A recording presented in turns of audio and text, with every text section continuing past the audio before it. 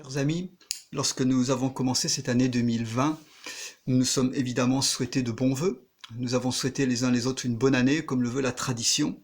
Qui aurait pensé que 2 mois plus tard, nous allions être frappés par cette crise sanitaire du Covid-19? Qui aurait pensé qu'un samedi 18 avril, comme aujourd'hui, pour certains d'entre nous, ça fait 4 semaines et demie, presque 5 semaines que nous sommes confinés dans nos maisons? Mais permettez-moi d'abord de vous encourager. C'est vrai que tout au long de ces semaines, nous avons pu connaître des hauts et des bas, nous avons pu connaître des moments de découragement, mais regardez simplement en arrière ces 4 ou 5 semaines passées, toutes les victoires que vous avez remportées, tous les moments que vous avez traversés, les leçons que vous avez apprises. Et chers amis, nous sommes encore debout, vous êtes debout. Alors je voudrais terminer cet enseignement sur l'endurance en ajoutant 2 points ce matin qui complètent ce qu'on a vu ces jours passés. Premièrement, je voudrais encore rappeler quelques promesses liées à la prière. J'ai parlé de la louange hier et de la prière basée sur la parole de Dieu. Simplement, je voudrais compléter avec ces paroles que l'apôtre Jean écrit dans sa première lettre au chapitre 3. Il nous dit, bien-aimés, si notre cœur ne nous condamne pas, nous avons de l'assurance devant Dieu.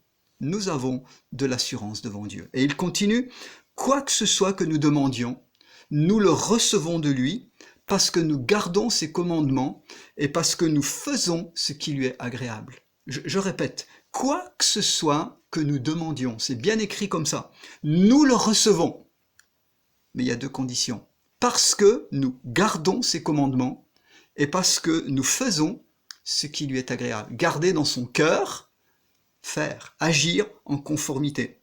Et Jean continue, il dit, et c'est ici que son commandement, il explicite ce qu'il vient d'écrire, il dit, son commandement c'est que nous croyions au nom de son Fils Jésus-Christ et que nous nous aimions les uns les autres. Quelle promesse! Je continue, le même Jean, au 5e chapitre de la même première lettre, écrit, nous avons auprès de lui cette assurance que si nous demandons quelque chose selon sa volonté, il nous écoute. Vous avez remarqué? Nous avons cette assurance. Si nous demandons quelque chose selon sa volonté, donc l'importance de connaître la volonté de Dieu, encore une fois, contenue dans sa parole, mais aussi révélée précisément dans nos cœurs, pour nos besoins, pour nos directions personnelles. Et il est dit, donc, dans cette parole de Jean, il dit, si nous savons qu'il nous écoute, quelque chose que nous demandons, nous savons que nous possédons la chose que nous lui avons demandé. Je voudrais vraiment vous inviter à méditer sur ces 2 versets qui sont tellement précieux, chargés de promesses et chargés d'assurance pour nous. Et puis, un deuxième conseil. Mes amis, si je parle de la proclamation de la parole de Dieu, si je parle de la prière qui sort de nos bouches, c'est parce que ça concerne notre relation avec Dieu, mais il faut aussi que ce qui sort de notre bouche vis-à-vis de nos semblables, de notre prochain, soit aussi en conformité avec la parole de Dieu. De notre bouche ne peuvent pas sortir une prière victorieuse et constructive, et en même temps des paroles négatives ou de la critique.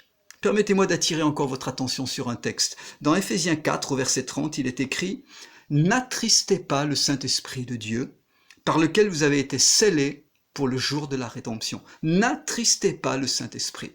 Et je vous fais remarquer que ce verset est pris en sandwich entre le 29 et le 31, bien entendu. Le verset 29 nous dit qu'il ne sorte de votre bouche aucune parole mauvaise.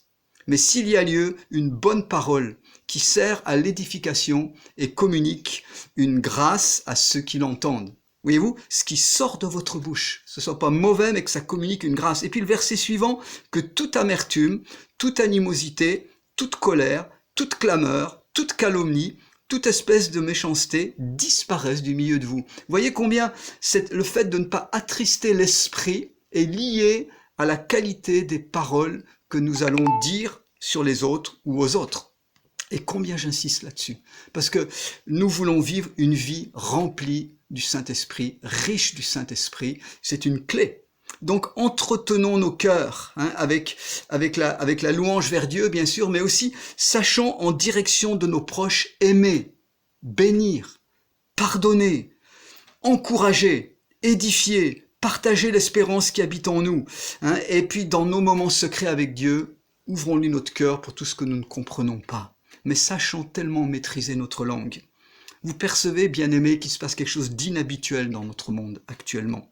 Des mutations importantes sont en cours. Personne, à l'heure actuelle, ne peut dire à quoi va ressembler le monde post-confinement.